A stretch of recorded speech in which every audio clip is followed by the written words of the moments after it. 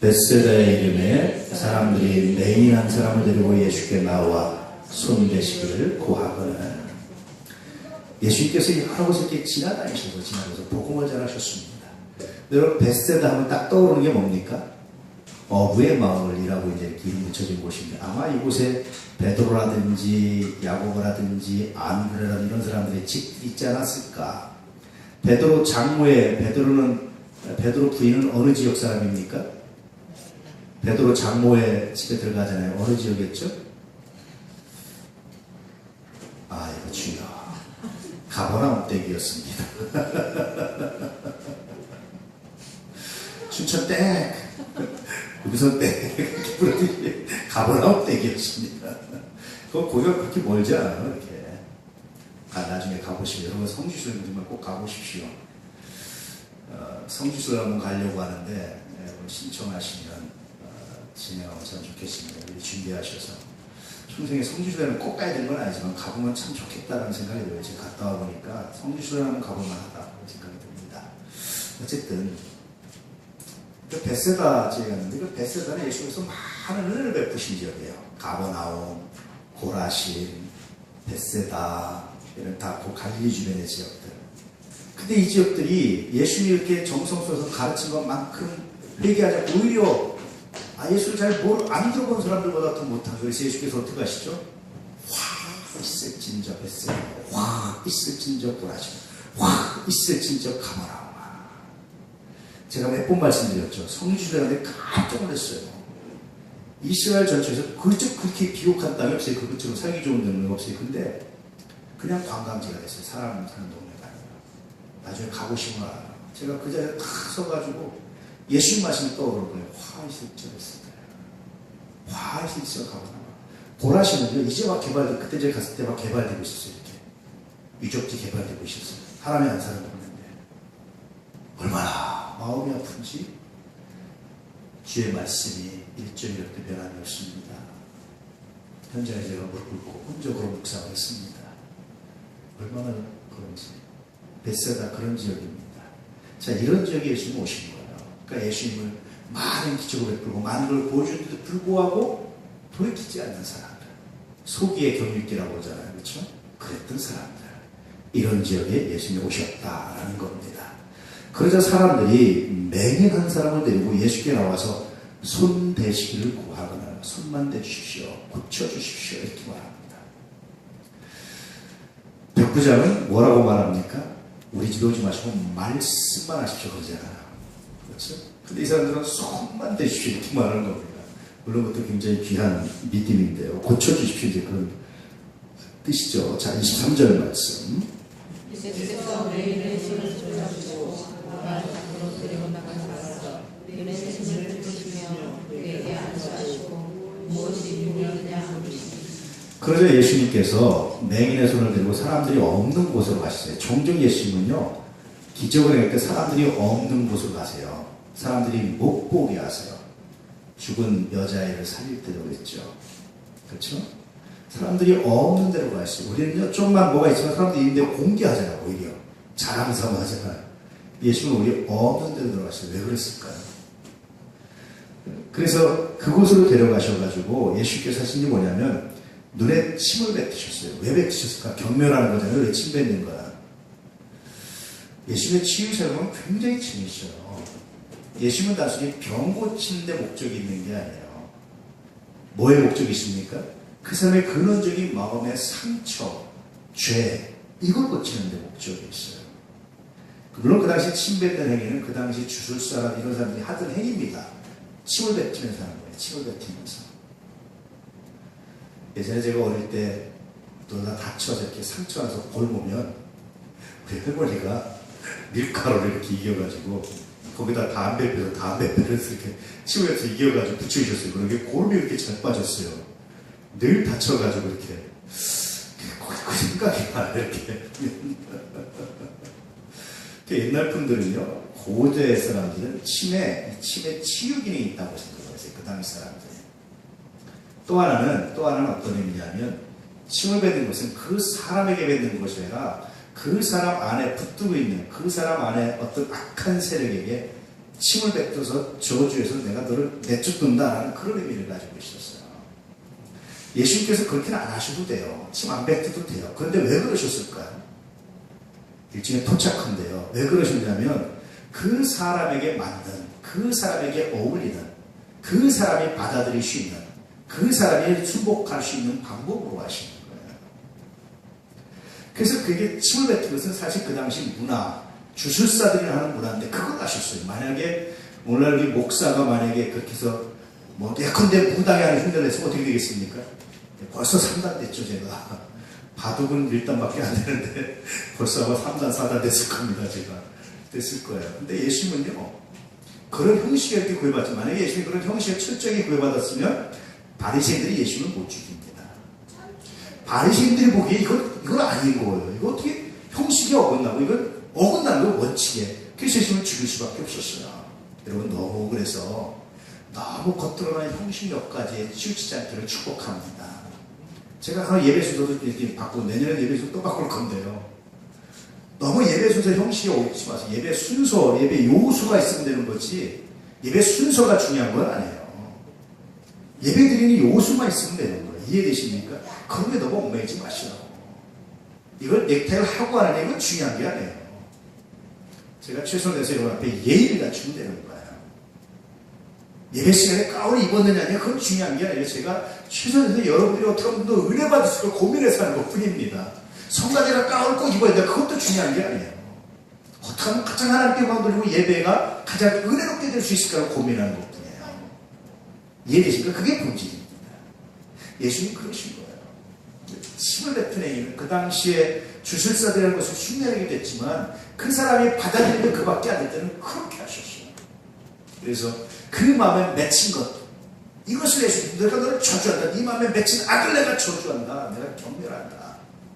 이런 의미를 이제 하고 있었죠. 그래서 그에게 침을 이렇게 뱉어서 그에게 안수하시고, 그 다음에 무엇이 보이느냐. 기도가 생략되어 있죠. 기도하신 거죠. 무엇이 보이느냐. 물으셨어요. 확인을 하셨습니다. 예수가 됐어! 그런 게 아니라 확인, 검증을 하시는. 여러분, 하나님의 음성도 늘 검증을 해야 돼요. 내가 제대로 말씀을 들었는데 내가 제대로 하나님에 대해서 깨달았는지 검증을 하셔야 돼요. 그래서 그게 아니면 아닌 거예요. 검증을 하셔야 됩니다. 할렐루야. 기도죠. 그래서 하나님의 음성을 잘못 듣는 분들이 얼마나 많은지 몰라요. 거에 가면 코걸이, 귀에 가면 귀걸이처럼 이렇게 악용하는 사람들 굉장히 많습니다. 제가 하는 얘기죠. 어떤 사람은 남들은 기도해서 이렇게 하나님 뜻이라고 얘기해줘. 자기는 누구한테서 기도받고 이런 사기꾼들도 있어요. 이건 사기입니다. 사기.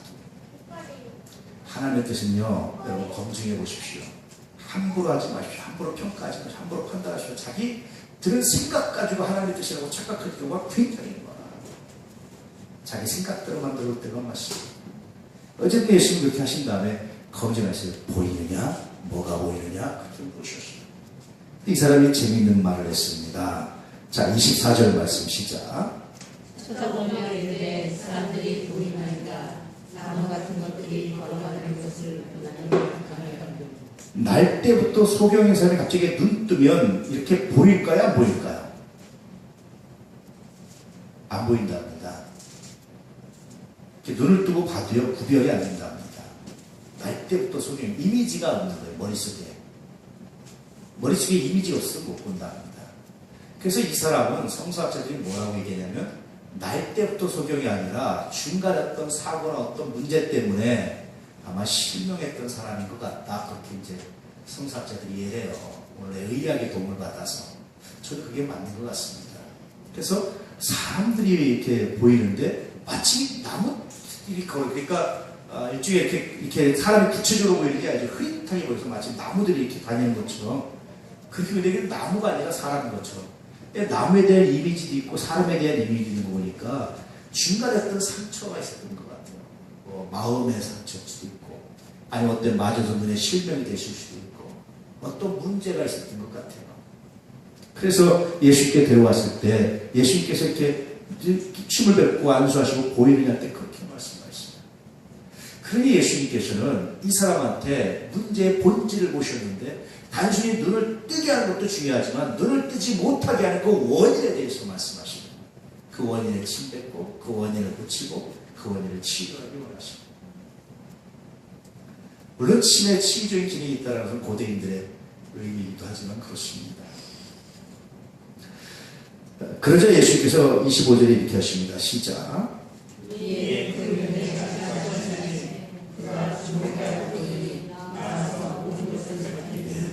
다시 한번 기도하셨어요. 예수께서 다시 한번 기도하신 일은 많잖아요. 나사도 와라 하면 살아나오잖아요. 난리 났고 마음은 일어나잖아요. 죽은 자도. 다시 한번 기도하신 이유가 뭘까요? 왜 다시 한번 기도했을까요? 항상 예수께서 네가 믿느냐? 네 믿음 되는 자가 말씀하셨어요. 이것은요, 이 사람이 갖고 있는 이 믿음의 약함입니다. 이 사람이 완전히 예수를 신뢰하지 못했을 때 예수께서 다시 한번 기도하시면서 다시 한번 기도해 주시는 그런 형식을 취해서 이 사람이 예수를 신뢰할 수 있도록 그냥 자기 머리가 번쩍 낳는 것이 아니라 그 치유의 과정을 보여주시고 치유의 과정을 경험하게 하셔서 내가 낳은 것이 정말 당신이 고쳐줬습니다. 당신의 은혜입니다. 라는 사실을 인지할 수 있도록 하십니다. 하나님의 방법이 늘 그렇습니다. 우리는 늘 간혹가다 그런 얘기하죠. 그냥 눈 깜짝하세요. 됐으면 좋겠어요. 이렇게 말하잖아요. 근데 그런 일은 하나님이 대부분 안 하세요. 하나님은 우리가 어떤 일이 되어가는 그 과정을 딱 경험하게 하십니다. 과정을 경험한다는 얘기는 한꺼번에 갑자기 이렇게 되는 일은 많지 않아요. 서서히 하나씩 되어가는 그 과정 가운데 뭘 느끼는 겁니까? 그게 하나님의 은혜를 느끼는 거예요. 과정을 모르면 감사도 몰라요. 과정을 모르면 은혜도 몰라요. 과정을 모르면 그 안에 있는 하나님의 섭리도 발견할 수가 없어요. 그렇잖아요. 여러분 그렇지. 근데 어떤 뭐 도자기가 있다 그러면 그냥 도자기 굽는 과정 전혀 모르고 그냥 딱 이렇게 먹으면 이게 얼마나 값어치 있는지 수고하는 줄 몰라요. 근데 그 도자기 굽는 걸 다 가서 흑해는 것부터 해서 반죽하고 국하고 다 보면 어떡합니까? 아이고 이거 비싼 게 아니네요. 쌀농사 그러잖아요. 쌀농사 한 번도 안 좋은 분들은 쌀값 싸고 쌀 이렇게 하고 막 하잖아요. 근데 우리처럼 시골에 사는 사람들은 쌀 한 톨을 못 버리는 거예요. 차라리 내가 먹고 살찌더라도 내가 먹지 이렇게 못 버립니다. 이거를 한 톨도 못 버리겠는 거예요. 왜 그렇습니까? 심어봤거든. 이거를 길러봤거든. 해봤거든. 쌀 한 톨이 오기까지 얼마나 힘든 줄을 알거든. 오죽하면 여러분 쌀농삼지는 88번을 손이가 있어서 쌀 밑자가 그렇잖아요. 88로 돼 있다고 이렇게 파장을 하는 그렇다고 보잖아요. 그게 과정을 알면요. 거기서 은혜가 나와요. 과정을 모르냐 딱 갖다가 딱 주면 아무것도 모르는데 과정을 알게 해주면 은혜가 나와요. 감사가 나와요. 자녀 교육의 비결이 저는 그런 것 같아요. 아이들한테 부모가 어떤 결정을 하고 수고하는 과정을 알려주는 게 그게 자녀 교육의 비결인 것 같아요. 아무리 생각해봐도. 애가 모르게 해요. 애는 내 눈에 안 띄게. 애는 고생 모르게 해요. 애는 그냥 아무것도 모르고 이렇게 순진무구하게 살아고 그냥 고생 모르고 살아게 해요. 근데 그 아이가 과정을, 부모가 얼마나 고생했는 과정을 모르는 아이가 호도하는지를 내가 여기까지 본 적이 없어요. 그렇다고 해서 일부러 애한테 진지고 그런 얘기가 아니라 부모가 고민하고 결정하는 과정을 가르쳐줘요. 하나님이 그러시는 거예요. 과정을 가르쳐주세요. 천지천도 그냥 해버리면 되죠. 근데 6일 동안 창조의 과정을 우리한테 가르쳐주시잖아요. 출애굽 그냥 딱 들어오다가 이스라엘 가나안 갔다 오면 되죠. 근데 출애굽의 과정을 생생하게 보여주시고 예수님 그러신다니, 하나님 그러신다니까요. 그러니 여러분 어떤 문제를 놓고 기도하고 어떤 여러 문제가 있을 때 갑자기 눈 깜짝이 뚝딱하고 이루어지는 걸 생각하지 마시고 하나님이 하나하나 과정을 나에게 알게 하셔서 나를 성장시키시고 성수시키시고 단순히 문제 해결하면 전능하신 하나님께 아무 문제가 안 돼요. 중요한 건 뭐냐면 이 문제는 하나님께서 해결하시는 건데 이 문제를 통해서 내가 성장할 수 있도록 돕는 게 하나님의 계획입니다. 하나님의 목적입니다. 할렐루야. 그 성장할 때 비로소 은혜를 알게 되는 거예요. 그럴 때 비로소 그것이 감사가 되는 거예요. 야, 정말 이게 은혜였구나. 내가 살아온 것 자체가 은혜였구나. 야, 정말 그랬구나. 그냥 사라진 줄 알았는데 그게 아니었구나. 그걸 경험하고 그걸 알게 되죠. 요즘 어떤 항공사 회장이 조종사들이 뭐가 힘드냐. 기계가 다 주는데 이것도 쓸데없는 말을 해가지고 참 가슴 아프더라고요. 그렇게 왜 그걸 그렇게 쓰셔야 되나 이런 생각이 드는데 여러분 기계가 다 해준다고 다 되겠습니까, 그게? 그럼 조종사 다 자르죠, 그냥. 일반인들 갖다 채용하면 되죠. 그게 정말 그러면. 조종사 그 비싼 걸 주고 있을 때 다 잘라버리고 일반인들 데려다가 네가 해, 기계가 다 해주니까. 그럼 되잖아요. 왜 그렇게 못하겠어요? 그렇게 안 되는 거예요. 왜 그분이 그런 말을 했겠습니까? 과정을 몰라서 그래요. 컴퓨터가 다 해주겠지. 조종장치, 자동 항법장치도 다 되지. 근데 이것만 하는 거지. 그렇게 되기까지의 세밀한 과정을 몰라서 항공사가, 조종사가, 항공사 회장님이. 그러니 그 항공사가 얼마나 문제가 많을까 좀 그런 생각이 들어요. 오너가 모르는 그 과정은 얼마나 문제가 많을까 그런 생각이 듭니다. 여러분, 과정을 사랑하시기 축복합니다. 할렐루야. 예수님께 두 번에 걸쳐 이렇게 하시면 과정을 가르쳐 주십니다. 이런 과정을 통해서 이 매기는 비로소 하나님의 은혜를, 비로소 예수님의 치유를, 비로소 나를 고치신 분이 그분인 것을, 세상의 과학이나 세상의 의학이 아니라 하나님의 은혜인 것을 알게 됩니다. 얼마나 놀랍습니까? 할렐루야.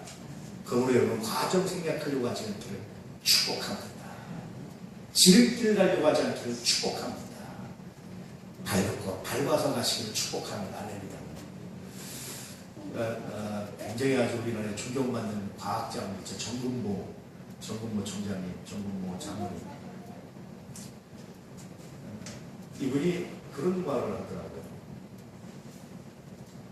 이분은 서로 총장 모셔오려고요. 학교에서 줄을 섰어요, 사실은. 근데 이분이 그런 말을 하세요.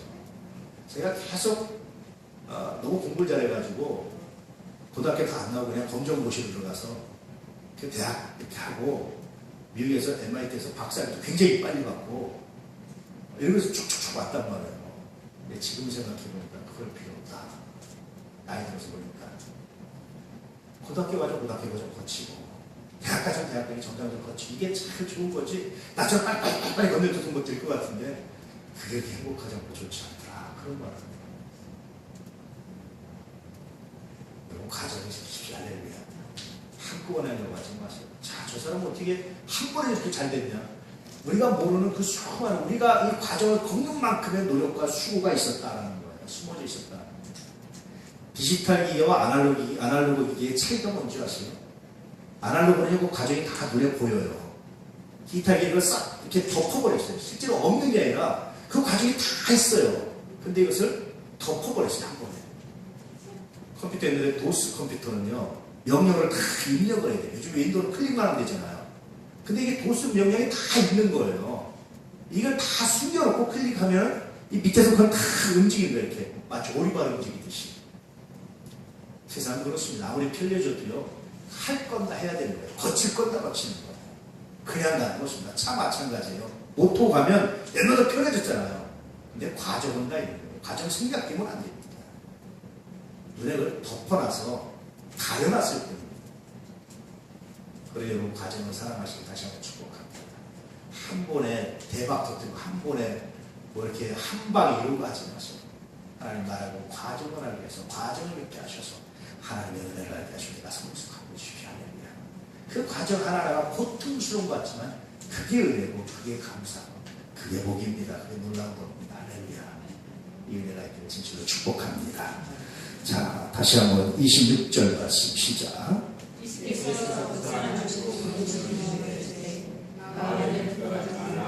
왜 그러셨을까요?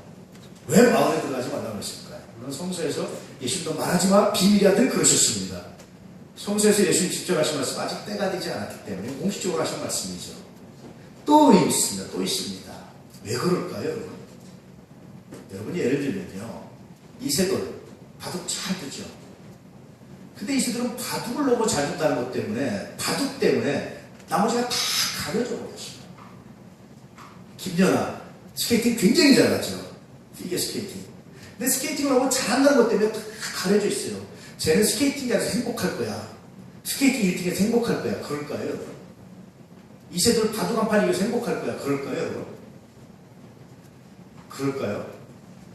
우리 백혜숙 권사님 고향 후배, 신한구 후배입니다. 예. 그럴까요? 비금도죠? 예, 거기다 또 비금입니다. 그럴까요, 여러분? 그게요, 바둑 하나 잘 두는 것 때문에 바둑을 너무 잘 두고 그거에 가려가지고 그것 때문에 나머지 다 가려져. 예수께서 비밀로 하신 것은 예수께서 병을 고쳤다는 사실 때문에, 병자를 치유했다는 사실 때문에, 소경을 낫겠다는 사실 때문에 예수님이 정말 하고 싶은 얘기가 다 가려지는 거예요. 이거 비밀로 해. 이거 말하지 마. 예수님께서 정말 하고 싶었던 얘기는 단순히 병자를 고치는 게 아니라 뭘 말하고 싶은 겁니까? 하나님의 나라에 대해서 말하고 싶은 거예요. 하나님의 사랑에 대해서 말하고 싶은 거예요. 그런데 이 병 고친 것도 하나님의 사랑이고 하나님의 나라를 위한 도구가 되긴 하지만 이것 때문에 가려서 정말 예수님이 하고 싶은 얘기가 가려지는 일이 얼마나 많아요, 여러분. 광야를 쫓아나온 사람들이 왜 쫓아나왔습니까? 마을마다 갈 때마다 사람들이 인사를 밀려든 이유가 왜 그랬습니까, 여러분? 그렇죠. 그래서 예수님이 그를 따로 한적함으로 데리고 오셔가지고 고쳐내. 너 마을에 들어가지 마, 당장. 그렇게 말씀해요. 첫 번째는 아직 때가 되지 않습니다. 공식적으로 하신 말씀입니다. 두 번째 좀 더 묵상해 보면 이것 때문에 가려서 정말 예수님이 하고 싶은 메시지가 가릴 것이 아마 염려되시지 않았을까. 세 번째 메시지가 있는 것 같아요. 가만히 묵상해 보면, 저 자신을 적용해 보면, 그 사람이요, 사도들이 이렇게 말하기 전까지 비밀로 한 것 같은데 마음속에 그런 뜨거운 은혜의 감정이 있었을까요? 우리가 보편적으로 예수나의 신랑 그러잖아요. 그렇죠? 우리가 신부라고 하잖아요. 교회나 그리스도는 신부라고 표현하잖아요. 그럼 여러분, 그분과 신랑 신부는 남들이 모르는 비밀이 있는 거예요. 부부가 여러분 모든 자기 둘의 비밀을 모든 사람이 다 알면 그거 심각한 거예요. 둘만의 비밀이 있는 거예요. 언제 뽀뽀했는지, 예를 들면 언제 했는지, 언제 손잡았는지, 예를 들면 하나 그냥 우스갯소리 하자면 우리가 언제 이런 일을 논의해서 언제 부부가 이걸 합의를 했는지, 이건 비밀인 거예요, 부부가. 이걸 시어머니가 알고, 신우가 알고, 이걸 누가 처남이 알고, 누가 알고, 다 알아보십시오, 이거는. 그 문제 생긴다니까요. 안 되는 거예요. 여러분, 신랑 대신 그리스도가 영적인 비밀을 간직하고 사셔야 됩니다. 무슨 신비한 무슨 은사적인 걸 말하는 게 아니고, 내가 봐도 그래. 우리는 그쪽 하나 봐도 막 떠벌리라고 정신이 없잖아요. 그런데 주님이 간직하라고 말씀하십니다. 언제까지요? 때가 될 때까지. 때가 돼서 그것을 말할 때 그 때가 있어요. 은혜 한번 받았다고, 응답 한번 들었다고, 뭐 한번 들었다고 막 떠벌리는 거 정말 은혜가 되지 않고 정말 옳지 않습니다. 간직하신 은혜가 있기를 축복합니다. 저는 그래서 이 사람이 사도들이 이야기하기 전까지 간직했던 것 같아요. 아무래도 아마 정확히 나와 있지는 않지만 혼자 그 감동이, 혼자 말아주는 그 은혜가 얼마나 있었을까. 떠벌리고 나면 아무것도 아닌데 그냥 속에 가지고 있는 그 얼마나 행복했을까. 저도 종종 이렇게 기도하고 아니면 묵상하면서 깨달은 은혜가 있어서 간직하고 이게 행복해요. 설교해버리고 나면요, 감사하기는 한데 조금 허무해요. 이제 못 써먹을 것 같아서 한번 하면. 제가 했던 말 또 하면 또 했구나 이렇게 말씀하실 거예요. 근데 우리 도난가족들은 제가 또 해서 잘 받으셔서 고마운데 그럴 것 같아요. 근데 간직하고 싶을 때 그렇게 행복해요. 간직하라는 것 같습니다. 간직할 수 있기를 축복합니다. 할렐루야. 자, 다시 진짜 오늘의 메시지로 들어가는데, 그러면 왜 마가는 수많은 예수의 이야기 중에 베드로에게 수많은 이야기를 들었는데 왜 이 이야기를 자기 교회에, 마가교회에, 마가 공동체에게 이야기를 하고 싶었을까요? 왜 이 설교를 하고 싶었을까요? 이게 진짜 오늘 말씀을 이해하는 묵상의 진짜 이해입니다. 지금까지는 그냥 여러분 누구든지 대충 알 수 있는 거예요. 이제 진짜 우리가 찾아야 될 것은 이 이야기입니다. 왜 그랬을까요? 마가교회에 어떤 사람들이 주로 모였다고 그랬습니까? 가난하고 못 배우고 이런 사람들이 모였습니다. 진짜 힘들고 어려운 사람들이 모였습니다. 이들에게 왜 이런 얘기를 했을까? 왜 하나님 마가에게 이런 이야기를 이들에게 하라고 말씀하십니까? 왜 마가는 이야기를 했고 이 이야기를 읽은, 이 이야기를 들은 이 설교도 마가교회 사람들은 어떤 반응을 했을까? 어떤 반응을 했을까? 어떤 반응을 했을 것 같아요? 어떤 반응을 했을까? 여러분 같으면 어떤 반응을 했을 것 같습니까? 여러분이 마가교회 교인들이다. 내가 정말 올해 너무 힘들었어요, 삶이. 먹을 것도 없어 힘들고, 마실 것도 없어 힘들고, 애들을 입혀야 되는데 못 입혀서 힘들고, 정말 힘들었어요. 근데 교회 왔는데 이야기를 하는 거예요, 이야기를. 예수님께서 벳세다에 갔을 때 사람들이 소경어대로 이렇게 주께서 데리고 그렇게 나가셔가지고 바깥에 나가셔서 그러셔서 말씀하신 그가 소경한테 침을 뱉으시고 기도하시고 무엇이 보이느냐? 예, 막대기가 돼서 나무 같은 것이 사람 같은 것이 걸어다닌다. 다시 한번 여기서 무엇이 보이느냐? 사람들이 밝게 보입니다. 너희 나무한테도 말하지 마. 이렇게 말씀하니까 얘기를 했다고 생각해 보세요. 여러분 무슨 의미가 있겠어요? 여러분들한테 오늘 당장 목걸이가 필요하고 입을 옷이 필요하고 그런 사람이 여러분들한테 그냥 놔두세요 권사님. 그런 겁니다. 무슨 의미가 있겠습니까? 어떤 의미를 드리겠어요? 어떤 의미를 드리겠어요? 생각 안 해보셨어요? 여러분이 만약 그렇다고 저게 나하고 무슨 상관이 있다 그렇게 드리겠습니까?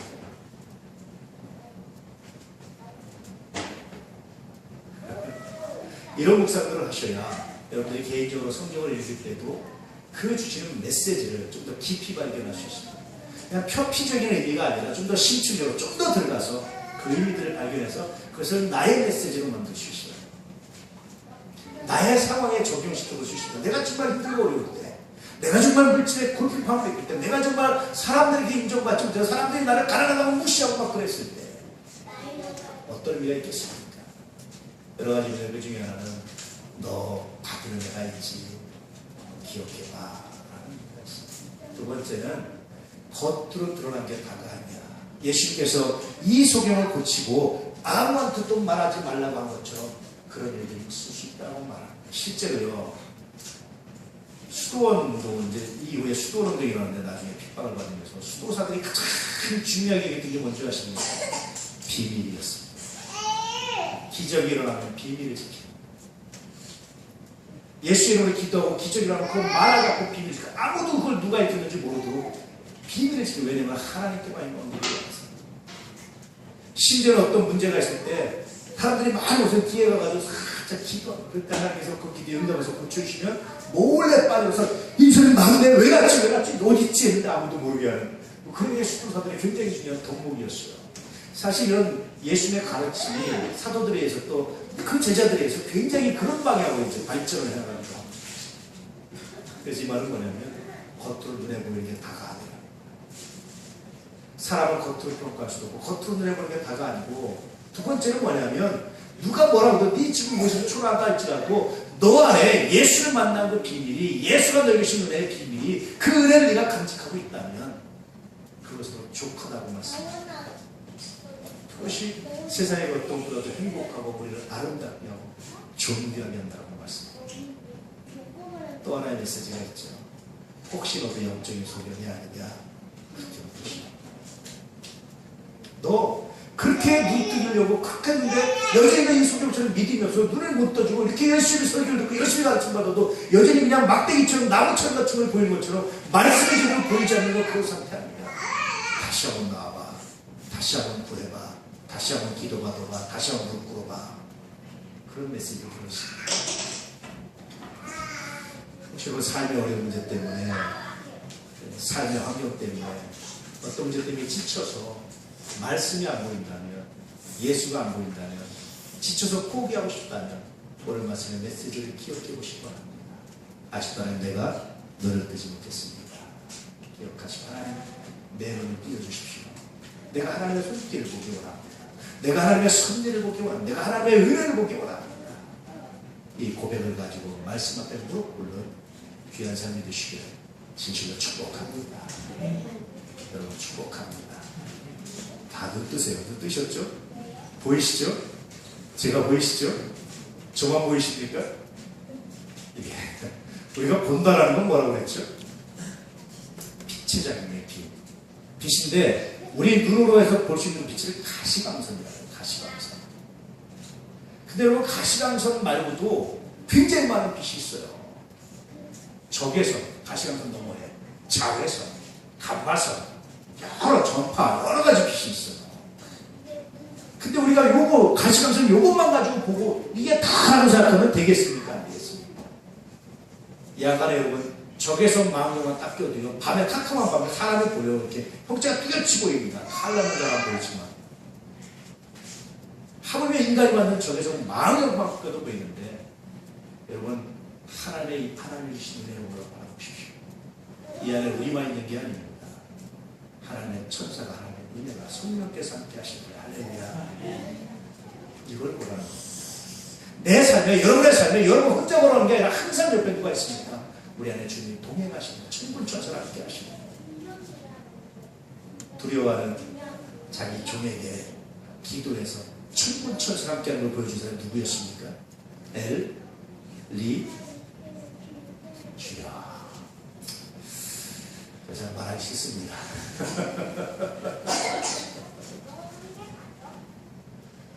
눈 떠서 보십시오.